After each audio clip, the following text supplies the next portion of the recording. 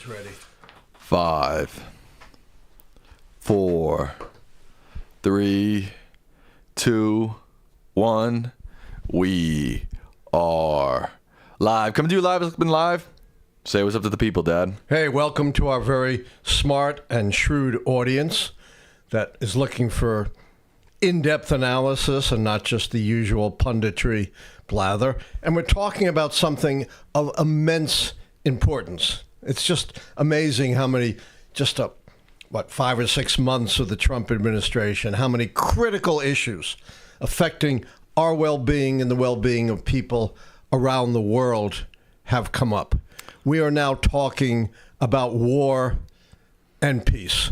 We are talking about the possibility of the United States joining what is already a very significant war in the Middle East between two of the major powers, Iran and Israel, of course, that have been exchanging missiles and bombing attacks. Now, Sam, What? Who was it who said, if I'm elected, we're not going to have any more of these wars?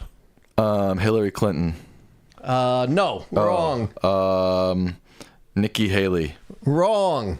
You got one more shot before Froggy tweaks you. Donald Trump. Donald Trump.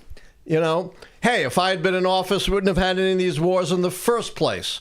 But certainly, when I'm elected, we're going to stop the wars that are going on, and we're certainly not going to have any more wars. And certainly, we're not going to do what mistaken prior presidents like George W. Bush, who he absolutely hates, have done and engage in these fruitless wars in the Middle East. Hey, he even told us, imagine this, I'm going to end the war in Ukraine in 24 hours. How long has he been in office, Sam? Longer than 24 hours. Yes. Yes. I won't do the math of how many hours, but it's 5 to 6 months Okay. that he's been in office. And the war is raging as you know, as bad as ever and maybe worse. And Trump's idea of ending the war was exactly the opposite of what you should be doing. His idea of ending the war was appeasing the dictator, the aggressor, the guy who launched an unprovoked attack to try to take over another sovereign nation, Vladimir Putin. And he continues to appease Vladimir Putin. What was the major thing he said at the G7 summit, Sam? I don't know. Let Russia back in. Oh, right. Let Putin back in. Right. And, you know, the reason he was tossed out in the first place was back in 2014, his first aggressive invasion of Ukraine that took over the vital Crimea Peninsula, a site now of the Russian Black Sea Fleet. And, of course, the war in Gaza is still raging.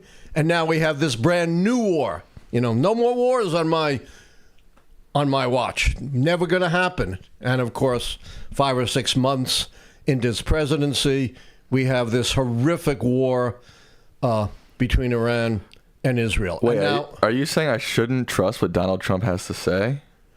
well, you know, he also promised, right, 90 trade deals in 90 days. Right. That's about done, isn't it?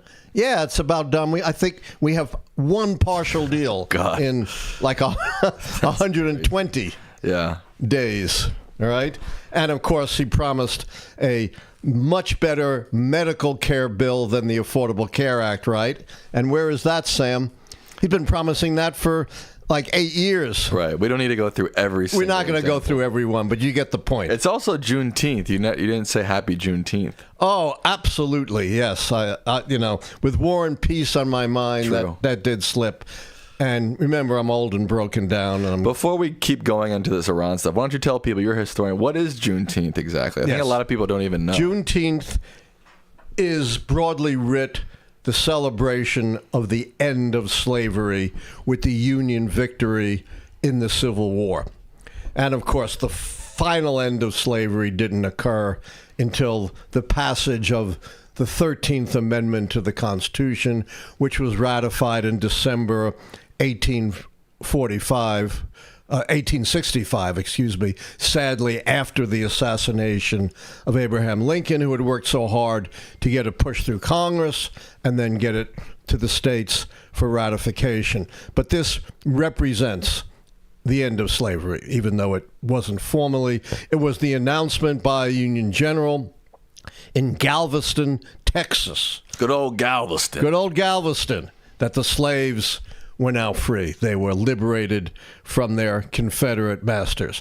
And I've got to, you say I always bring it back to Trump. Right, you always bring it back. I got to do it. Do it. What has Trump done to our magnificent military bases? This one is warranted to bring back to Trump, so. Yeah.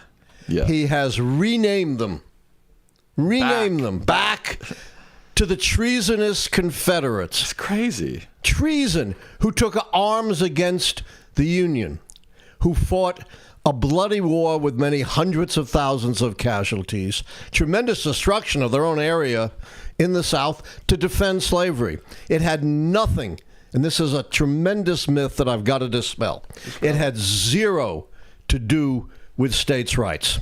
Zero.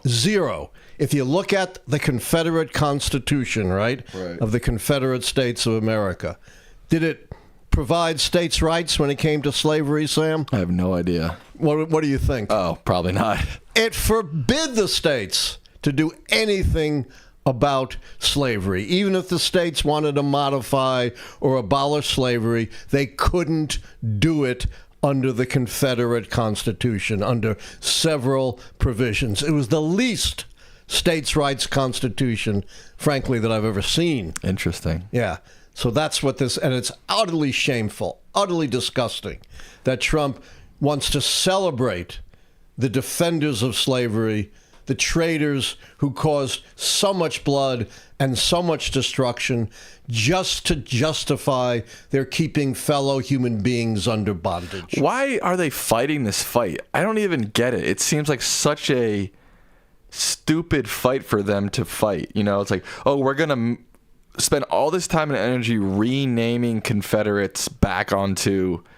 Like, why? It seems like because the Confederates were the ultimate anti-DEI people. Come on. That's a stretch. I mean, there's DEI and there's slavery. You give me a better explanation. I don't have one. I don't get why they care so much about this. In other words, they have real sympathy for what's supposedly the lost cause of the South. Oh, come on. They do. And they think that Trump is Robert E. Lee and Stonewall Jackson, were heroic military Pete heroes. Hegseth is from, Minnesota and went to Princeton. These guys have nothing to do with the South. Donald Trump's from Manhattan or Queens or wherever he's from. This started, actually... I don't get it. During redemption. You know what redemption is, Sam? No. It's a terrible word. Under Reconstruction, which lasted till about the mid-1870s, after the Civil War, 1880 or so, no hard and fast date, black people, freed slaves, were given political and civil rights. When the white supremacists took over the old Confederate states, the 11 states of the Confederacy, as well as other border states as well, what did they do when it came to states' black civil and political rights? Stripped them. It instituted the system of horrendous discrimination known as Jim Crow. Well, eventually, particularly in the late 19th and early 20th century, you had this great reconciliation between North and South, led by the American Legion, very conservative veterans organization, saying, both sides, remember that? Both sides. God. It's the one phrase I'd like to abolish in the English language.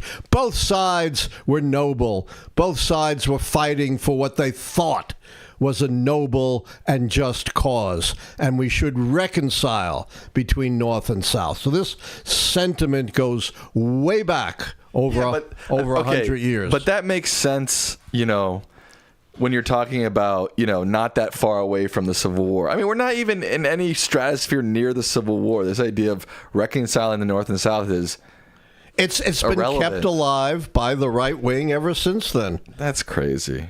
And again, I'm not sure where on the list of crazy this falls. It may not be at the top. Look, as crazy as it is. Their immigration stuff, I get why they're doing it. At least I don't agree with it, but I get why they're doing it. It helps them politically.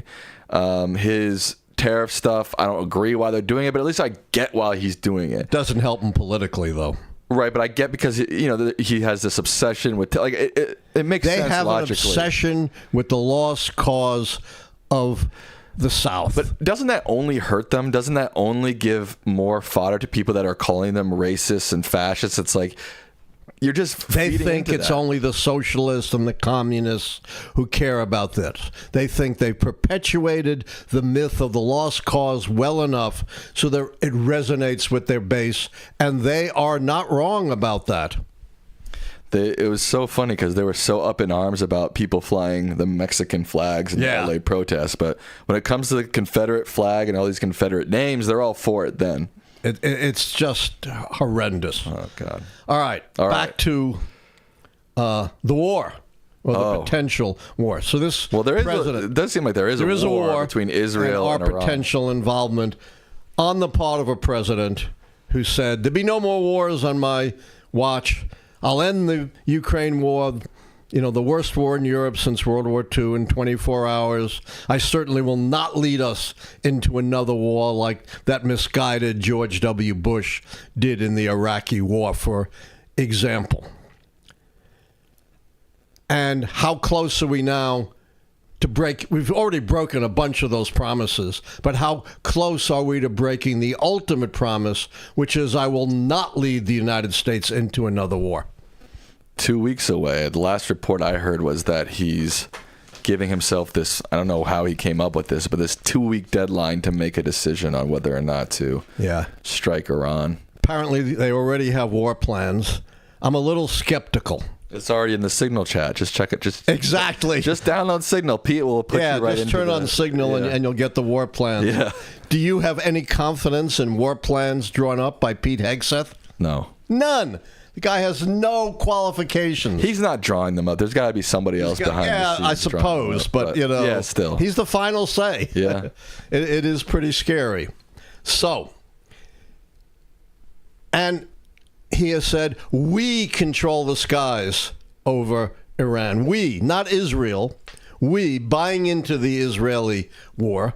And then he's called for unconditional surrender of Iran. What does that mean, Sam? I asked this last week. I have no idea. I don't know what that means. Well, that's what we demanded of Germany and Japan in World War II, that they have to not just abandon nuclear weapons. He didn't say, they must get rid of their nuclear program. He said unconditional surrender, which means toppling the regime, just like we did with the Nazis in Germany and the fascists in Japan or the fascists in Italy. Here's a huge difference, though.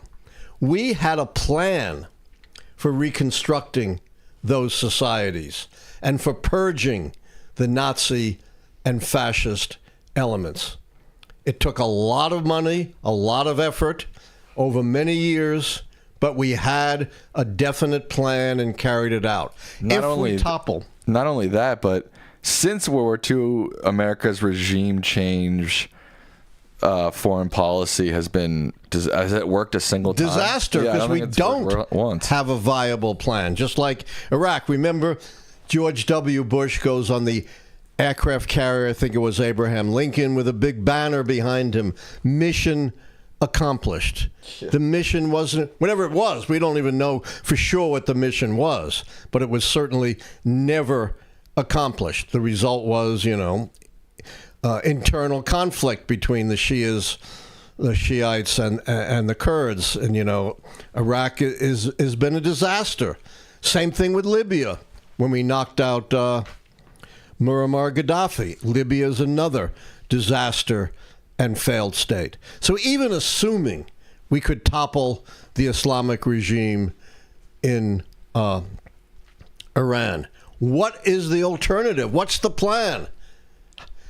Again, one other thing that Donald Trump said he's not going to do is engage in these futile nation-building efforts like we had tried in Iraq and failed so miserably. I guarantee you he has no coherent plan and no ability to develop a coherent plan what to do if, in fact, we topple the Islamic Republic in Iran. Now, how many people are in Iran? 92 million. 92 million, more than double. See, I know. Ted Cruz doesn't know, but I know. Yeah, Ted Cruz wants to bomb the hell out of them, but he doesn't know anything about Iran, not even the population. Couldn't even guess what it was. Well, it's more than double the population of Iraq and 13 times the population of Libya. And yet somehow, some way, we believe we could reconstruct a stable, positive government if the Islamic State falls. And I saw a clip on Fox News of them saying, Fox News commentator saying, if we got involved with Iran, we'd win that war in 2 days. It's like, how many times are we not going to learn our lesson that you can't just invade countries and win a war in 2 days? It's just not possible. How long did the war in Afghanistan go on? Exactly. Yeah. 20 years, 22 years? Nearly about 20 years. Yeah. And the war in Iraq really has never ended, right, in a sense. Why do these people keep saying, like, it was the same thing with Russia. Oh, Russia's going to invade Ukraine. It'll be over in 2 days. Yeah. Right. It's Wars absurd. are not that simple. Never. And, I've listened to some actual commentators with deep military experience who said bombing never works. You can't drive a nation into submission by bombing them. Do you know, in the little tiny country of Vietnam, Sam, we bombed them with more ordnance than we bombed every country in World War II. Really? Did we win that war? No. No. You don't bomb into submission. And it was a long, grueling, violent war. Exactly. And these experts have said the only way, which would be utter disaster, not only to topple the regime, but probably even to stop them from developing a nuclear weapon, is boots on the ground, is another, 10-year long, grinding, inconclusive war. Not in a country of 45 million, but in a country of 92 million people. Can you imagine? I'm saying it right now. No war with Iran. No war with Iran. And guess what? A good chunk of Trump's base, believe it or not, agrees. Yeah. Including someone I don't think I've ever agreed with on anything, Marjorie Taylor Greene. Can't believe I'm in the same camp as her and Steve Bannon, and Tucker Carlson. But the one thing you got to give them credit for, they're taking Trump at his word. They're saying this goes against everything that Trump has promised. Exactly, where we started this show. Now, remember, you may not, you're too young, but you probably know about this. How did they justify the war in Iraq back in 2003? Weapons of mass destruction. Weapons of mass destruction. Condoleezza Rice says, are we going to wait until the warning sign is a mushroom cloud over Washington? Was any of that true? No. No. And clearly, it's not necessarily true that Iran is about to build a nuclear weapon. Let me quote what the chief of intelligence, handpicked by Donald Trump, right? Right. Director of National Intelligence. Who's that? Tulsi Gabbard. Tulsi Gabbard. Democrats screamed, handpicked by Trump. Quote, the intelligence community continues to assess. This is just very recently. Quote, the intelligence community continues to assess that Iran is not building a nuclear weapon, and Supreme Leader Khamenei has not authorized the nuclear weapons program he suspended in 2003. I'll repeat that. Iran is not building a nuclear weapon. So But do you trust Tulsi Gabbard? She has her own issues, her own conflicts of interest, potentially. I agree with that, but this is against interest. This is going against Donald Trump. And that takes a lot of courage. And if it wasn't true, I can't imagine why she would kick sand in the face of Donald Trump for no reason. Because she's following orders from somebody other than Trump. I don't know who that would be, frankly.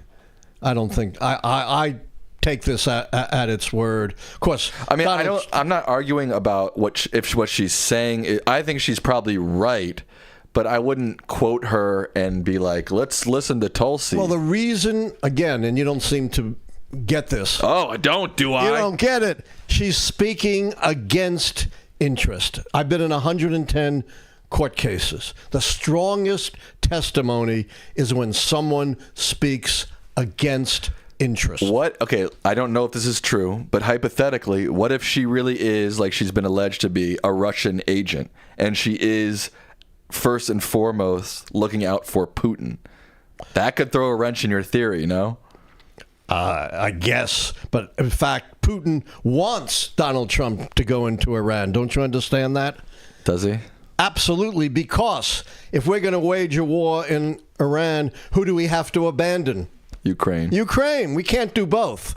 Already, critical weapons are being diverted from Ukraine into the Middle East. I see what you're saying. This is why Putin has not come down on Iran's side. He loves to see America get bogged down again in the Middle East and abandon Ukraine, which is his prime objective. I see what you're saying. And again, I think what she's saying is probably true. I don't think they have any real weaponry. All right, here's what the truth is, and I believe it's right. Okay. They don't have a program to actually build the nuclear weapon, but they have what's called the threshold. That is, they've engaged in the processes of uranium enrichment and other processes that down the road, if they decide to, could enable them to build a nuclear weapon. It's called nuclear threshold. Lots of countries that don't have nuclear weapons are on the nuclear threshold. Japan, South Korea, Germany, Brazil, and now possibly Iran. So what has Trump done? He says, I don't care what the intelligence community assesses. Just like when the intelligence community said it's absolutely certain that Russia intervened in 2016 on Trump's behalf, he says, I'll believe Putin. I don't care what our intelligence community has to say. According to some sources, he doesn't even read the daily intelligence brief. What an idiot. Yeah. So that's the first thing he did. The second thing he did was release an edited clip of Gabbard's testimony, making it believe that she supported him, leaving out this critical assessment that I just read. That's just the way they operate. Lying is the default mechanism here. And it's also interesting. Remember what I said. We wouldn't be here except for Trump, right? Right. What did he do that led us to this impasse? Pulled us out of the Iran deal. And did he get the bigger, better deal that he said he was going to get? No. No. So many years later. And here's the thing. 15 years. Yeah. We went over all the provisions last time. 15 years before they could even start to begin to get to the nuclear threshold where they are now. Because they've had years to do it since we pulled out. So we're talking way down the road, even if the nuclear accords were not renewed. So we are here because of Donald Trump, who now blusters, right? Oh, Iran can never develop a nuclear weapon. We can never allow that to happen. Then why in the world did you pull out of a deal that twice, right before you pulled out, your own national security officials said Iran was complying with the deal? So too did the international inspectors. Yeah, the deal did not turn Iran into a democratic pro-Western nation. That was not its objective. It had one singular objective that now Trump thinks is so vital that we may get involved in a war, and that was to stop Iran from developing a nuclear weapon And as I said, if he hadn't pulled out, we're talking about 2031 when they would just begin to get towards the nuclear threshold that we are now, even assuming the deal was not renewed. So I agree with you, Sam. It would, again, the only one to benefit from U.S. going to war with Iran is Vladimir Putin. Vladimir Putin. Because that would, in effect, mean we'd have to totally abandon Ukraine. And it is not clear what we would get out of going to war with Iran. So, except disaster like in Libya and Iraq. So you're the prediction professor. I know this isn't based off of any real prediction system. I know it's more based off your gut. In 2 weeks' time, this deadline that Trump has given, do you think the U.S. will be at war with Iran? Oh, I think it's 50-50. 50-50. Yeah, but, taco. What does taco mean? Trump always chickens out. I think, maybe 60-40 that he'll chicken out. That's what I'm leaning again in the end. Well, that's a good. I mean, I don't want to disparage him because I think that's the right decision. Yeah, I think in the end he will not do anything in Iran. But there's also some gray area. Will he strike Iran but not really go to war, or will he go fully to war? It's not as black and white. I think if he does take military action, it's not going to involve boots on the ground. No, of course not. But I'm saying, okay. I see what it'll involve some kind of bombing. And by the way, they're talking about this, 30,000-pound bunker buster able to destroy the Fordo nuclear facility that's hundreds of feet underground. Again, I'm no expert in military ordnance, but I did listen to those who are, and that's by no means certain. By no means certain. Like, you don't think that weapon is as powerful as they say it is? I don't know. You don't ask me to evaluate weapons. I'm just saying I listen to those former military authorities who do evaluate weapons. They're not saying it wouldn't work, but they're saying it's very much uncertain that it would work. I also would remind you of another disastrous military intervention in Iran. Do you know what I'm talking about under Jimmy Carter? The hostage situation? The hostage rescue, to rescue the Americans taken hostage by the new Islamic regime. How did that end, Sam? Pretty poorly. Yes, plane and helicopters crashed. Americans died. They didn't get anywhere near the place where the hostages were being held. Any military operation, as the Russians learned after 3 years, is uncertain. And you can never be sure it's going to have a positive outcome. There are so many, I hate quoting former Secretary of Defense Rumsfeld, but it was kind of clever. He said, there are known unknowns and there are unknown unknowns. In any military operation, there are lots of unknown unknowns. Yeah, there's a documentary about him called that, which is actually a very good documentary. But yeah, it's a very, very, very wise. Well, let me ask you a question. So are we looking at essentially possibly 4 different options here? 1, Trump does nothing. 2, Trump does a few strikes and backs off. 3, he continues with this sort of from afar war and strikes Iran until they quote unquote surrender, which won't happen. Or 4, a full on war. I don't think it's going to be 4, but I think more likely 2. 2, so just strike once and right. And there's another option, which is he doesn't commit American forces, but continues to provide support and maybe weapons to Israel. Right. So I think that may be 5 scenarios. A very likely scenario. Right. All right. I want something else is very much on my mind. This big, beautiful bill, which Elon Musk accurately called disgusting abomination. The conventional wisdom, which I'm always attacking because it's so often wrong, was, when it gets to the Senate, they're going to moderate what the House has done, right? The Senate's much more moderate than the House, led by the, Christian nationalist Speaker Johnson. Is that what they did, Sam? No. Just the opposite. They have adopted, at least for now, through the committee more draconian cuts for Medicaid.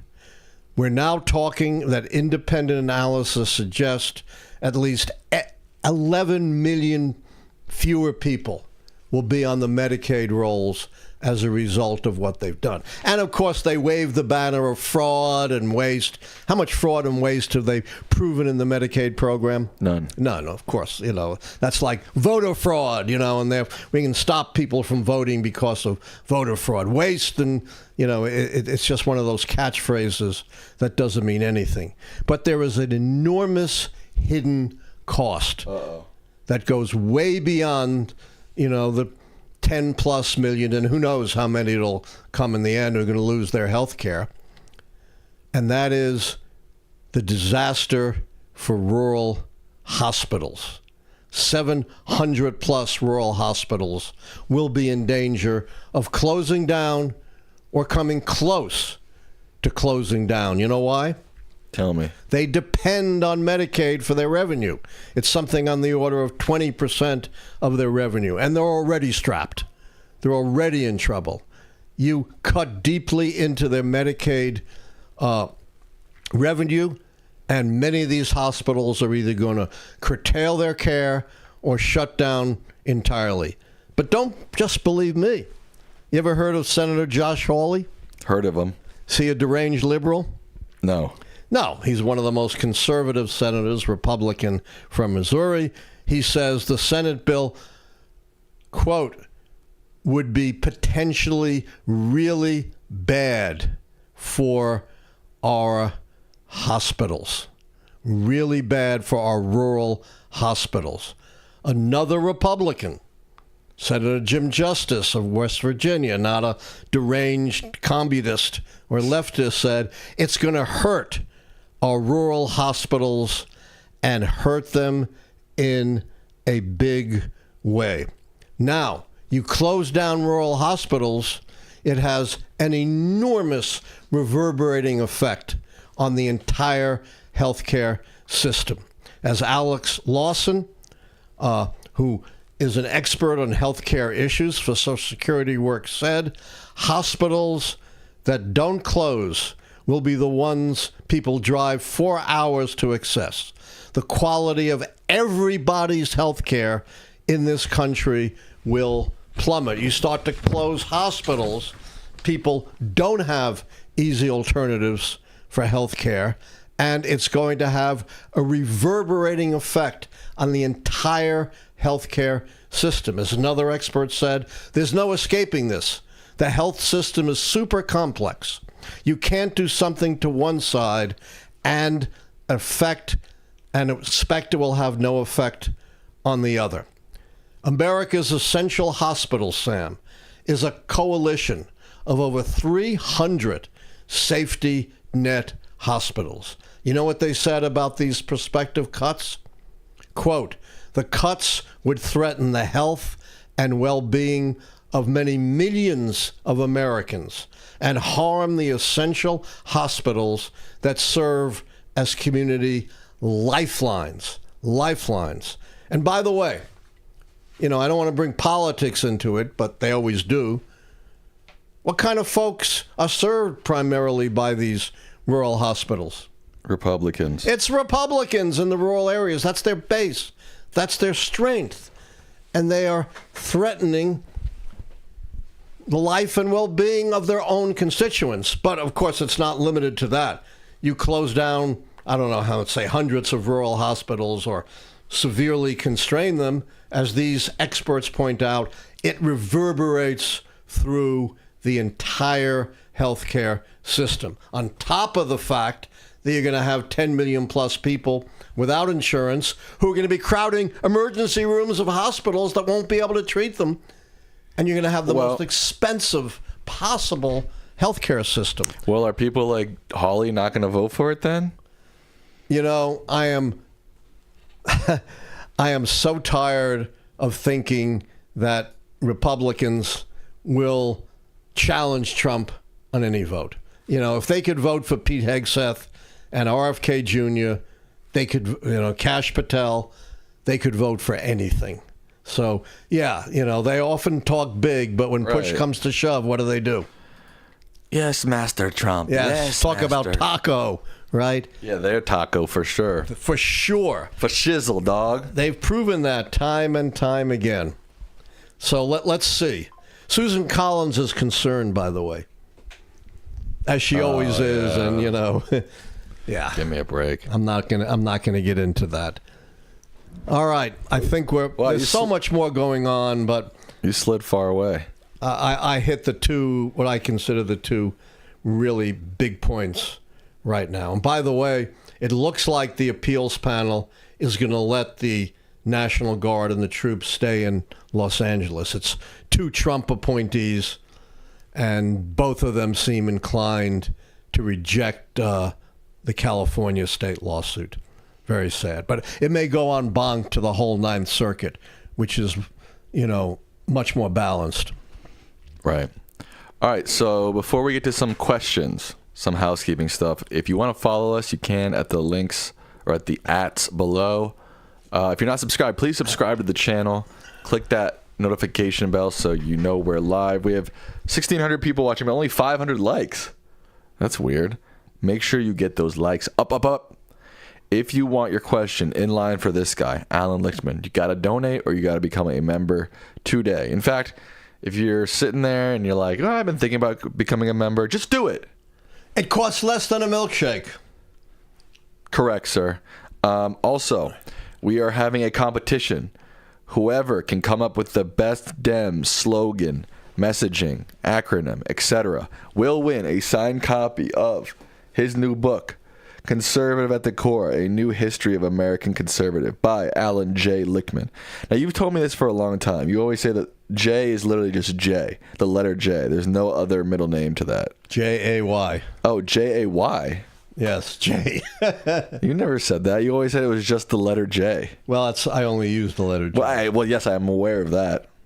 Does anybody know your middle name? I don't know. Tell them. No, I don't want to tell All my right. middle name. We'll let them guess. All right. Wait, hold on. Yeah. The link to submit your message, your slogan, is pinned to the chat. So make sure you fill it out today. And you could win a signed copy of this book. It's going to be a beautiful hardbound copy. This is just right. the galleys. The galleys. Yeah. All right. So let's get to some questions. Are you ready for some questions, Dad? I am always ready for questions. And I was about to say something, but now I forgot what it was I wanted to say. Are you mad? What are you sipping on tonight? Diet Pepsi. Diet Pepsi. 0 sugar. I don't know if you want to know the truth? Oh, I know what I wanted to do. A poll. Oh, we haven't done a poll in a Should while. the United States bomb Iran? Who's going to vote yes on that? That's not a very good You think poll. it's going to be 95? Yeah, who's going to say, kill people? All right, how about this? Should the United States drop a buster, No, that's a bunker-busting bomb? No, that's way too specific. Oh, I think that's what they're considering doing. What if it's more like, should the U.S. be involved in a conflict with Iran? That's a little bit all right, that's fair. lighter, because that could be any one of our Any one of our other than options. do nothing. That's better. Okay, All hold on. right, put that out. All right. I still think it's going to be overwhelmingly no, but I agree, but should be curious to see. U.S. Yes, and get on to our contest. It's going to be fun, and maybe we'll save democracy should U.S. in the process. What's the word? Should the U.S. Get involved get involved in the war with Iran.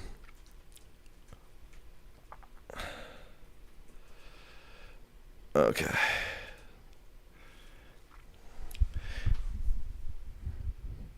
Let's see. Should U.S. get involved in conflicts with Iran? Yes or no? Okay. The poll is up. All right. All right. All Very right, good. dude. Heck yeah, dude. All right. Our first question is, Professor, last time you mentioned that what's going on right now feels like the run-up to Iraq War of '03. Iran is a oil and gas-rich country too, and few of that And I think they mean in view of that. Oh. Is it a coincidence that we are now replaying the run-up to the Iraq War? You know, I was a strong critic, God knows, now over 20 years ago, of the Iraq War. In fact, I was the first one. No, the first? No, let me finish. Oh. I was the first one to comment on Colin Powell's speech to the UN, which, besmirched his legacy terribly. That was the justification speech, and they picked their most prestigious, unblemished leader, the Secretary of State, Colin Powell. And immediately afterwards, I went on the air and I said, during the Cuban Missile Crisis, when Adlai Stevenson, the UN ambassador, went to the UN about Russia putting missiles into Cuba, he had the photographs. Colin Powell has cartoons. No proof of any weapons of mass destruction in Iraq. And we're seeing the same thing. No proof that Iraq has a nuclear weapon. Iran has a nuclear weapon or is on the verge of developing a nuclear weapon. Yes, they are nuclear threshold because of Trump's pulling out of the deal that went into effect in 2016 on the Iran nuclear accord. So this seems very similar to the run-up to the Iraq War. Our very smart audience member is absolutely right. And the other thing I pointed out in my critique of going to war with Iraq, if the nations of the Middle East were producing cabbages instead of oil, what are the chances we'd ever get involved there? Zero. Are we involved in Africa? Not really. No, which has, horrible, wars and displacements going on. Oh, that's it. Sometimes you just I think that's enough. Yeah. How about, this poll is 90% no. Yeah, I thought it would be. How about if we do another poll of, do you think Trump will... Yeah, that's do you think a better Trump poll. will Bomb Iran. Bomb Iran or start a war with Iran? No, let's say bomb Iran. That's, All right. Starting a war is a different... Okay. Or get involved in the war if you want to make it general. Okay. That's a little bit more up to interpret, Yes. Do you think Trump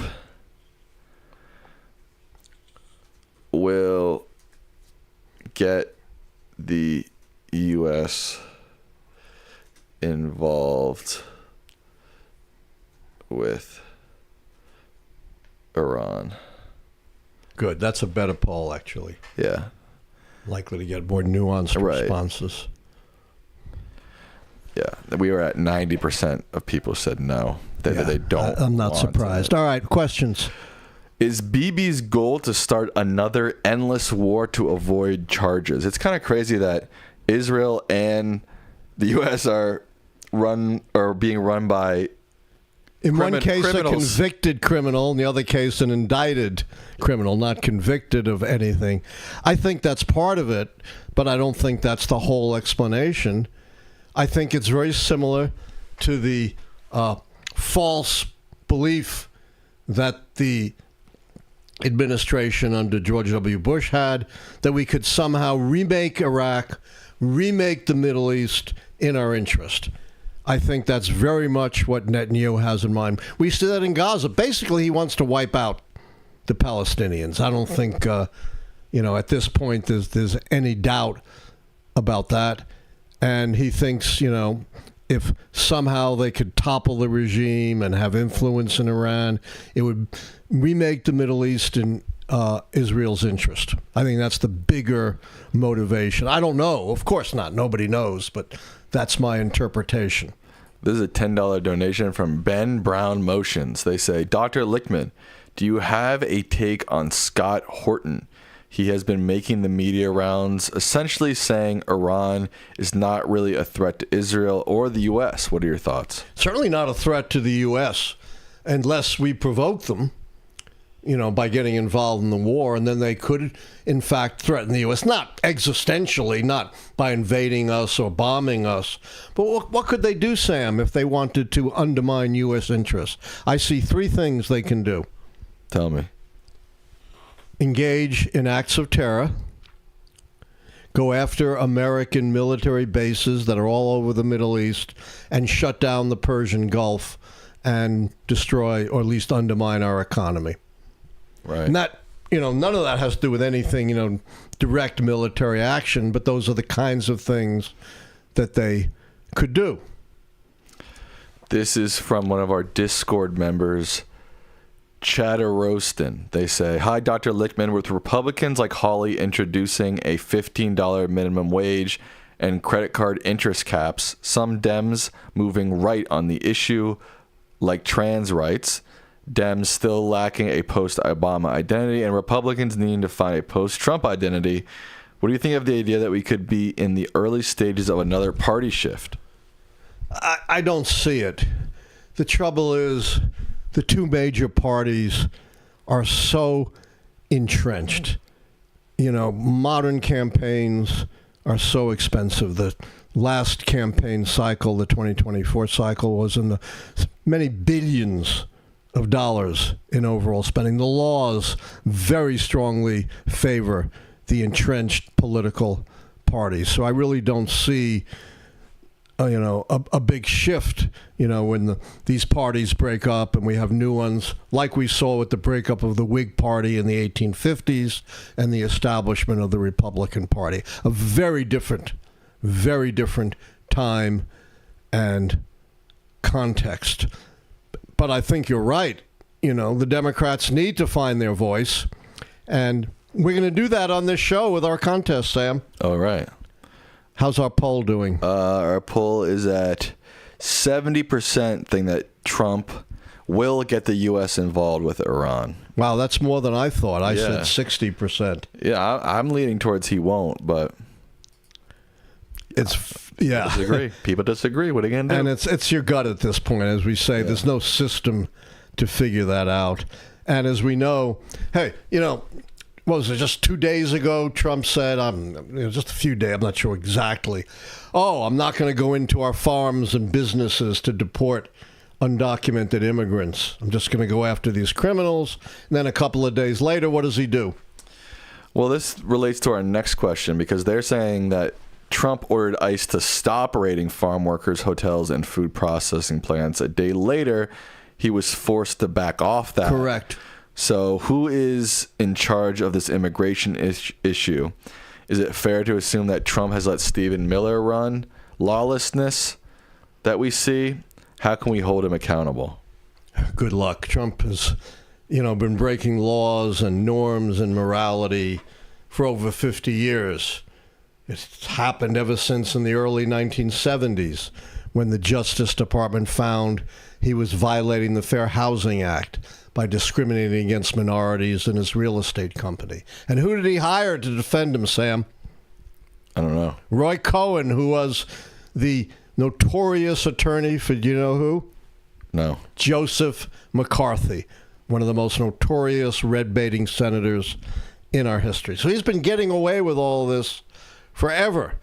And, with the Republicans in control of the Senate and the House, a conservative Supreme Court that gave him broad immunity, it's going to be very difficult to hold him accountable. Do I believe Trump is devising strategy? Not on your life. Is Trump capable of devising strategy? No. Not a chance. Definitely it's Stephen Miller who's driving this train. Trump is the mouthpiece. He's the face of it, but he's not the brains behind it. And he's been making more and more gaffes lately. I've read a number of authorities in neurology and psychology saying as much or maybe more than Biden, he shows signs of severe cognitive decline. The sharpest bulb in the drawer. Why does Stephen Miller care so much about cracking down on immigration? Like, what is it? I don't know enough about him. Yeah, I don't know. But he is about, as extreme as you can get on the issue and on every issue.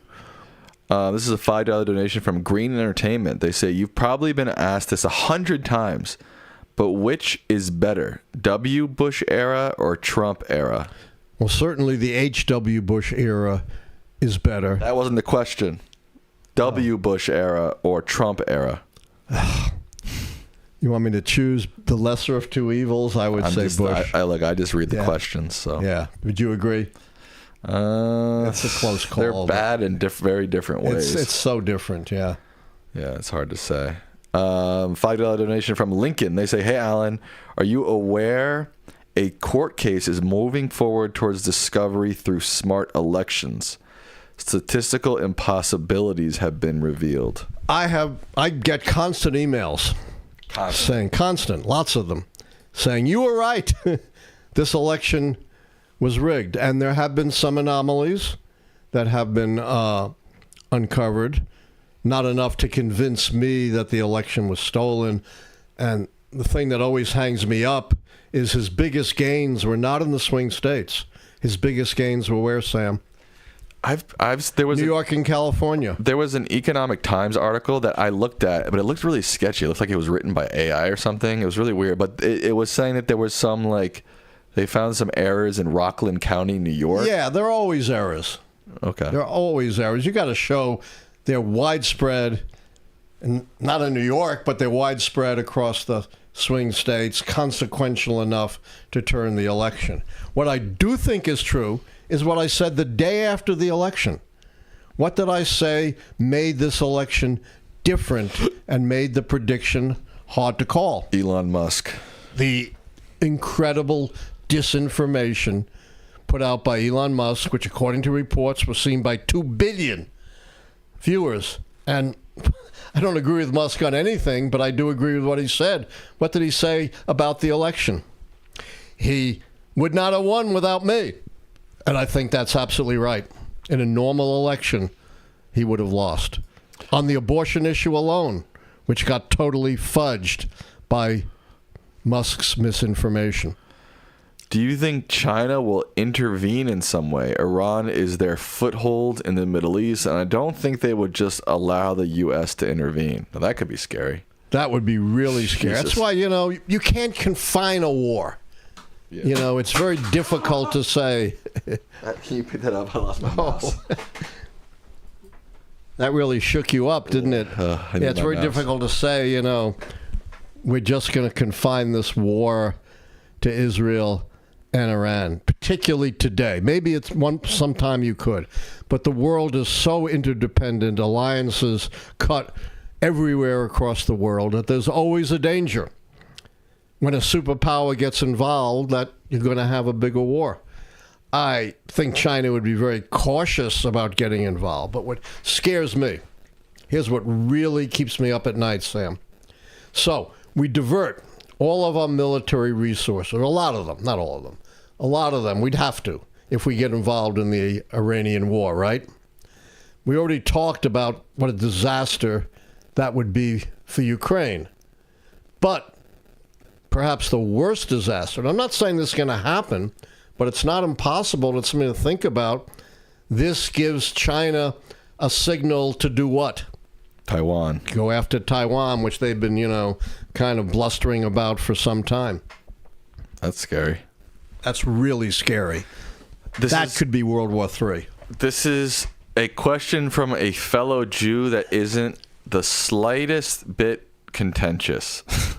They say, you say you're a strong supporter of Israel, but what exactly do you mean by that? As horrible as what's happening in Gaza, it is only the latest in a systematic abuse of the Palestinians perpetrated by Israel for almost 80 years, starting with Palestinians being removed from their homes and killed and deported in the Nakba.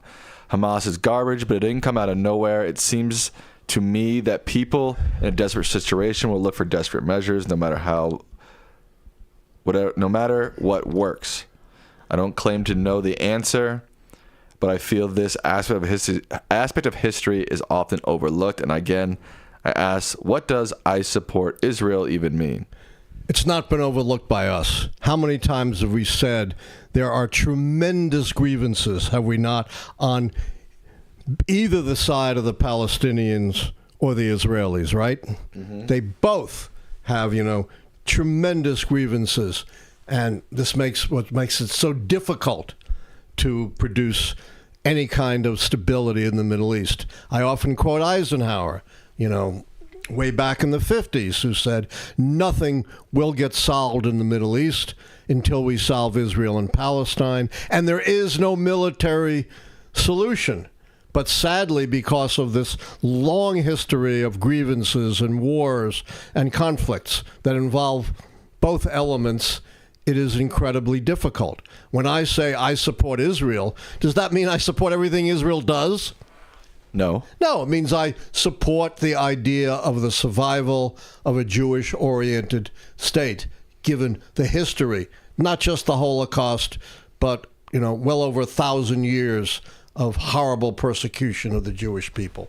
Does not mean I support everything Israel does, and certainly does not mean I support Netanyahu, right? Right. Just as my love for America doesn't mean I support Donald Trump. Or everything that America has ever done. Of course either. not. I've been very critical of both Democrats and Republicans. It was a Democrat who started the disastrous Vietnam War. Right. Today is Juneteenth. In relation to the Civil War, should Confederate flags and monuments be taken down? What do you have to say to those who claim it's erasing history? That's nonsense. The history is being studied. The history is there in the archives and the records. Books are being written about it. Taking down monuments is not erasing history. That's, just a justification for glorifying traitors and slaveholders.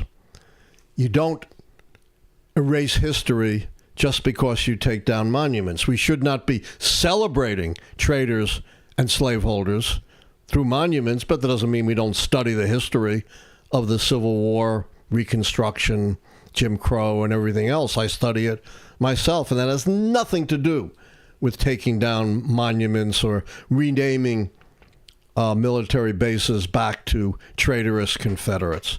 That's just a red herring. Was pro-slavery and racist sentiment in the northern states driven by the North's financial and industrial connections to the South, or mainly because slavery/indentured servitude existed in the North prior to the Revolution? Wow, this is one of our favorite vacuum tubes, right? Always asks some of the smartest questions. I don't have time. I think we only have a couple minutes left to go into this entirely, but I think it's a bit of both. Absolutely, and there's some really good books on this. Northern merchants and financial interests benefited enormously from the internal slave trade. The external slave trade was supposedly abolished by law starting in 1808, but slaves were still being smuggled in. But the internal slave trade went on very profitably for Northern interests. Secondly, racial prejudice in the 19th century and well into the 20th century and even today was not confined to the South. It was also very prevalent in the North. On the eve of the Civil War, only a handful of states encompassing less than 5%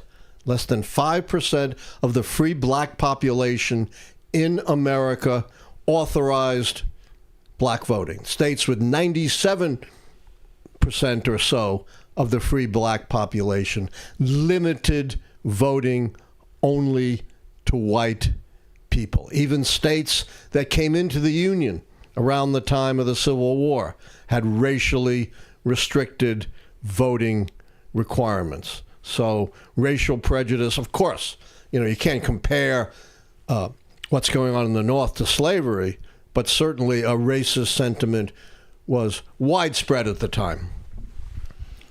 Thank you, Nathan, for your donation. They said they liked my shirt. I saw some people arguing about my shirt in the chat, but thank you, Nathan, for that donation. I did see that.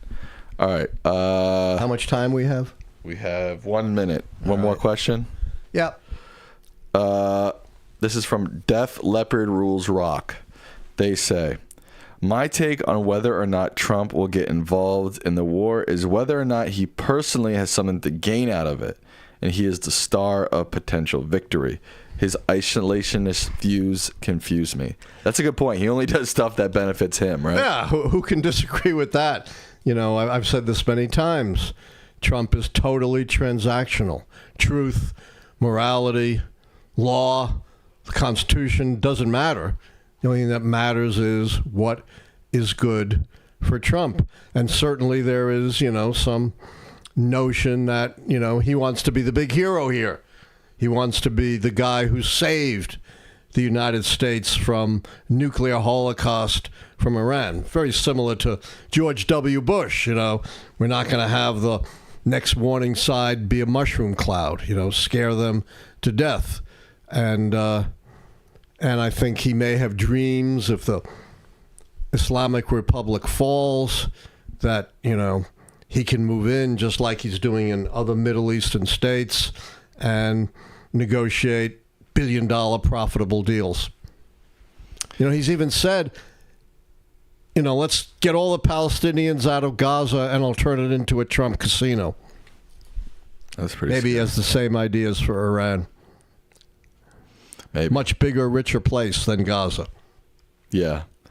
But not as good right on that Riviera. That's what he likes about Gaza. Yeah. It's right on the Mediterranean. Yeah. And we've always pointed out, what really happens with Trump deals. They almost always go bust, and Trump walks away unscathed, and the poor suckers who invested with him are the ones who get hurt. Right. All right, with that, we will wrap up Lichtman Live this evening. The good news is the Lichtman Live post show comes up right after this. I want to give some shout-outs to donators who didn't get on air: Lincoln, Harry Chittenden, Green Entertainment, and James Hoffman. Dad, what are your final words to the people? We really are on the precipice. Before this new war, you've heard me say we're on the precipice of our democracy. We're now on the precipice not only of our democracy, but war and peace. And more than ever, people need to get involved. A small thing, but we saw a real interesting example of resistance to Trump's brutal immigration policy in Los Angeles. You know what that is, Sam? The Dodgers, right? Yeah, tell us. I believe the reports are still A little sketchy. Unclear, but either ICE was trying to park their cars in a Dodger lot, or they were maybe even trying to get inside of Dodger Stadium, and the Dodgers said to scoop no up way. supposed, all of those serious criminals who were there watching the Dodgers game, right? Again, I don't know what they were there for or not Likely, there for. but likely to try to scoop up. I highly doubt they were going to go in during a live No, but game. people come out into the parking lot. Yeah, I don't know. We don't know, but they weren't there for no reason. Right. And it was, quite heartening to see the Dodgers resisting. All right, with that, we got to check our poll. Yes. Our poll is, do you think Trump will get the U.S. involved with Iran? 70% say yes, 30% say no. That's close to, my assessment was 60-40, but that's pretty close. No, but yours was 60-40 in the other direction. No, I said 60-40 that he probably will get involved in some way. Are you sure? I thought Sure. And if I misspoke, I'll clarify it now. We'll roll back the tape. Okay. No, we're not going to roll back Let's roll back the tape. No. Okay, no rolling back the tape. All right. The Lichtman Live is coming. Lichtman Live post show is coming up right after this. Say goodnight to the people, Dad. Good night. See you on Tuesday.